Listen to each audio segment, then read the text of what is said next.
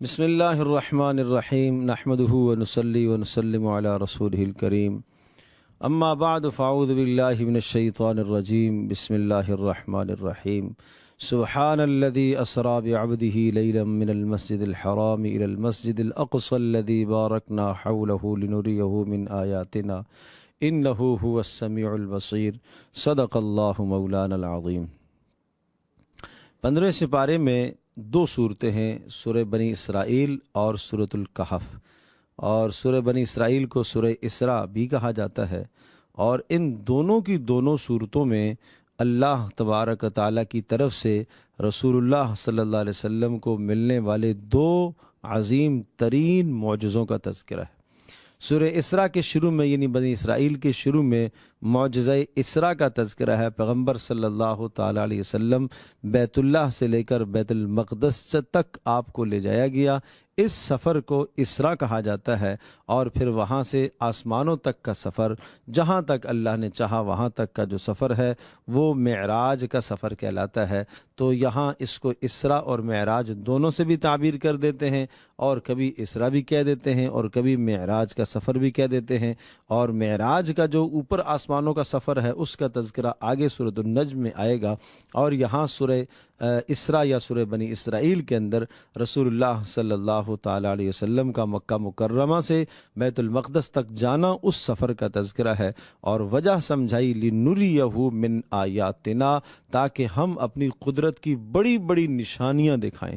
سفر سے ویسے بھی انسان کے سامنے بہت سارے حالات و احوال آتے ہیں، لیکن اللہ پاک نے رسول اللہ صلی اللہ علیہ وسلم کے لیے ایک خاص انتظام فرمایا، اور یہ اس وقت کی بات ہے جب پیارے پیغمبر صلی اللہ تعالیٰ علیہ وسلم طائف سے واپس آئے تھے، اور دل بہت دکھا ہوا تھا طائف والوں کی حرکتوں پر، اور ان کی مخالفت کی وجہ سے رسول اللہ صلی اللہ علیہ وسلم بہت غمگین تھے، کبیدہ خاطر تھے۔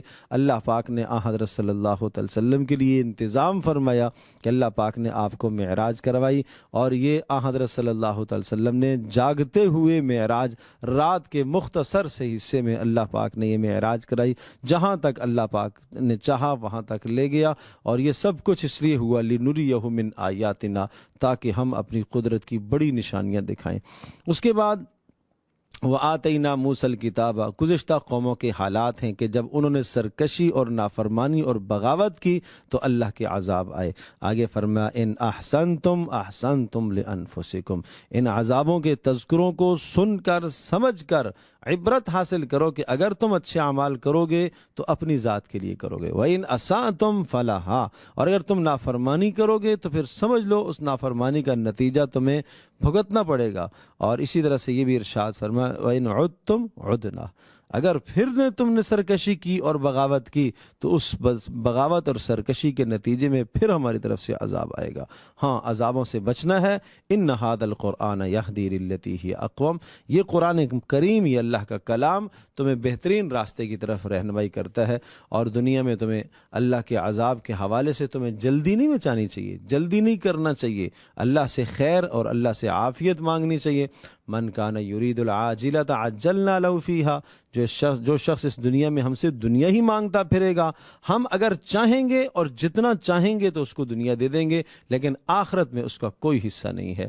وَقَضَىٰ رَبُّكَ أَلَّا تَعْبُدُوا إِلَّا إِيَّاهُ، معاشرت کے بڑے خوبصورت اور پیارے اصول اللہ پاک نے یہاں ذکر فرمائے۔ ایک معاشرتی زندگی کی بنیاد کن اصولوں پر ہونی چاہیے، اور اگر یوں کہا جائے کہ ایک گھر کی بنیاد کن اصولوں پر ہونا چاہیے، یہ گھر کے اندر بھی ان اصولوں کو اپنایا جائے، اور ان اصولوں کا چارٹ بنا کر سامنے لکھا ہوا ہو، اور روزانہ آدمی ان اصولوں کو بار بار دیکھے۔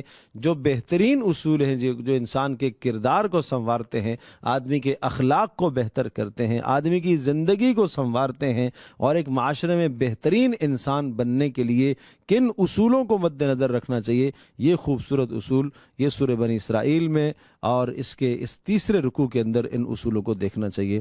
نمبر 1، وَقَضَىٰ رَبُّكَ أَلَّا تَعْبُدُوا إِلَّا إِيَّاهُ، حاکمیت صرف اللہ کی، بندگی صرف اللہ کی، عبادت صرف اللہ کی، مشکل کشا، حاجت روا، معاملات میں، زندگی کے ہر شعبے میں صرف اور صرف اللہ ہونا چاہیے، اللہ کے سوا کوئی نہیں ہونا چاہیے۔ یہ پہلا بنیادی اصول ہے۔ نمبر 2 وبالوالدین احسانا، ماں باپ کے بعد پھر بہت بڑا درجہ ماں باپ کا ہے۔ ماں باپ کا درجہ ہے اللہ کی اور اس کے رسول کی، اللہ پاک کی بندگی کے بعد، رسول اللہ صلی اللہ علیہ وسلم کی اطاعت کے بعد ماں باپ کا بڑا درجہ ہے۔ ماں باپ کے یہاں حقوق ذکر فرمائے، اگر بڑھاپے میں پہنچ جائیں تو ان کو اف بھی نہ کہو۔ نمبر 2 ان کو جھڑکنا بھی نہیں۔ نمبر 3 وقل لہما قولا کریما، پیار سے، ادب سے، اخلاق سے بات کرنی۔ نمبر 4 واخفض لہما جناح الذل، ان کے سامنے تواضع کے ساتھ، عاجزی کے ساتھ کھڑے ہونا، اکڑ کے نہیں کھڑے ہونا۔ اور نمبر 5 وقر رب ارحمہما کما ربیانی صغیرا، اور ان کے لیے یہ دعائیں کرنا کہ اے اللہ جس طرح سے انہوں نے میری تربیت کی، پرورش کی، اے اللہ اس طرح سے ان پر رحم نازل فرما۔ یہ ماں باپ کے لیے دعائیں کرنی ہے۔ سب کچھ کر دیا، جس نے دعائیں نہ کی تو اس نے حقوق نہیں ادا کیے۔ رسول اللہ صلی اللہ علیہ وسلم سے پوچھا گیا مرنے کے بعد ماں باپ کے کیا حقوق ہیں؟ آپ نے فرمایا مغفرت کی دعا کی جائے۔ نمبر 2 درجات کی بلندی کی دعا کی جائے۔ نمبر 3 ان کے مالی حقوق کو ادا کیا جائے، کسی کا قرض ہے، لین دین ہے، وہ ادا کیا جائے۔ اسی طرح سے اگر کوئی نمازیں ہیں، روزے ہیں، فدیے ہیں، وہ ادا کیے جائے۔ اور اسی طرح سے آپ نے فرمایا ان کے قرابت داروں کے ساتھ اچھا سلوک کیا جائے۔ اور نمبر 5 ان کے تعلق داروں کے ساتھ اچھا سلوک کیا جائے۔ یہ ماں باپ کے مرنے کے بعد آپ علیہ السلام نے یہ 5 حقوق بتائے۔ تو 10 حقوق یہاں ذکر ہیں جو زندگی سے متعلق ہیں، اور 5 حقوق جو حدیث میں بیان کیے گئے ہیں یہ موت کے بعد کی زندگی سے متعلق ہیں۔ جو آدمی ان 10 حقوق کو ادا کرے گا وہ قیامت کے دن ماں باپ کا مطیع اور فرمانبردار اٹھایا جائے گا۔ اور ماں باپ کے حقوق کے بعد پھر وآت ذی القربى حقہ، تیسرا اصول سمجھا قرابت داروں کے حق بھی ادا کرنے ہیں اور ان کو مالی مدد کرنا، ضرورت ان کی پوری کرنا۔ نمبر 4 ولا تبذر تبذیرا، مال میں اسراف کی قطعاً گنجائش نہیں ہے۔ اور نمبر 5 وإما تعرضن عنهم ابتغاء رحمة من ربک، اگر تمہارے پاس دینے کے لیے اس وقت کچھ نہیں ہے تو آپ پیار اور محبت سے اپنے غرباء کو، فقراء کو اور ان کو حاجت مندوں کو سمجھا دو، آپ جھڑکو نہیں، جھڑکنے کی اجازت نہیں ہے۔ نمبر 6 ولا تجعل یدک مغلولۃ الی عنقک، بخل نہ کیا کرو اور خرچ میں حد سے تجاوز بھی نہ کیا کرو کہ آج تم خرچ کرو اور کل تمہیں خود مانگنا پڑے۔ اس میں کوئی شک نہیں، بلند درجہ تو یہ ہے کہ اپنا اضافی مال سارا اللہ کی راہ میں خرچ کر دو، لیکن اگر کل تمہیں خدشہ ہے کہ کل میں خود فقیر ہو جاؤں گا اور پھر میں خود مانگتا پھروں گا تو اس سے تمہیں پھر احتراز کرنا چاہیے، بچنا چاہیے اور تمہیں اعتدال سے خرچ کرنا چاہیے۔ یہ بڑے خوبصورت اصول اللہ پاک نے ذکر فرمائے۔ اور نمبر 7 ولا تقتلوا اولادکم خشیۃ املاق، اپنی اولادوں کو فقر و فاقے کے ڈر سے قتل مت کیا کرو، اللہ تمہیں بھی رزق دیتا ہے، ان کو بھی رزق دیتا ہے۔ دینی تعلیم سے اولاد کو محروم رکھنا یہ بھی روحانی قتل ہے، اس سے بھی بچا جائے۔ اور ولا تقربوا الزنا انہ کان فاحشہ، اور 8واں اصول یہ سمجھایا کہ معاشرے کو پاک دامن بنانے کی کوشش کی جائے، زنا کے قریب تک نہ پھٹکنا یہ بہت بدترین جرم ہے۔ اور 9واں اصول سمجھایا ولا تقتلوا النفس بلا وجہ، کسی جان کو نہ قتل کیا جائے۔ اور 10واں اصول ولا تقربوا مال الیتیم، یتیم کے مال کے قریب تک مت جایا جائے، یعنی یتیم کے مال کو نہ حق ہڑپ کرنا، ظلم اور زیادتی کر کے اس کے مال پر قابض بن جانا، بھائی کی میراث کو تقسیم نہ کرنا، باپ کی میراث کو تقسیم نہ کرنا اور یتیموں کے حق نہ دینا، یہ بڑے جرائم ہیں۔ وَأَوْفُوا بِالْعَهْدِ، 11واں اصول کہ وعدوں کی پاسداری کیا کرو، یہ معاشرتی زندگی میں اس کی ضرورت ہے۔ 12واں اصول وَأَوْفُوا الْكَيْلَ إِذَا كِلْتُمْ، ناپ تول میں کمی نہ کرنا، برابر برابر رکھنا۔ اور 13واں اصول ولا تقف ما لیس لک بہ علم، بلا وجہ کسی کی ٹوہ میں مت پڑو، تجسس میں مت پڑو۔ ان السمع والبصر والفؤاد، کان کے متعلق، آنکھ کے متعلق، دل کے متعلق اللہ سوال کرے گا۔ ولا تمشی فی الارض مرحا، 14واں اصول یہ ذکر فرمایا اکڑ کر زمین میں مت چلا کرو۔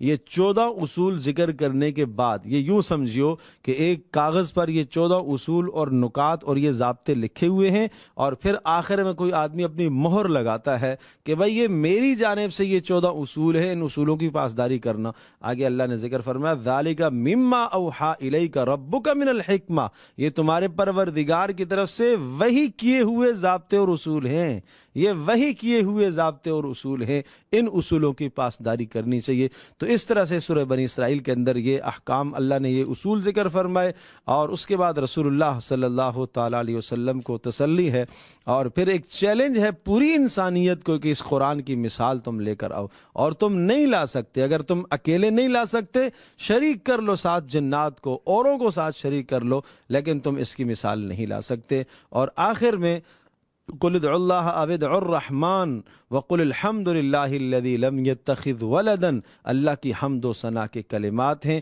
اور اس کے بعد چونکہ سورۃ الکہف جو شروع ہو رہی ہے اس میں بھی اللہ کی حمد و ثنا ہے، تو یہ دونوں میں آپس میں ربط بھی قائم ہو جائے گا۔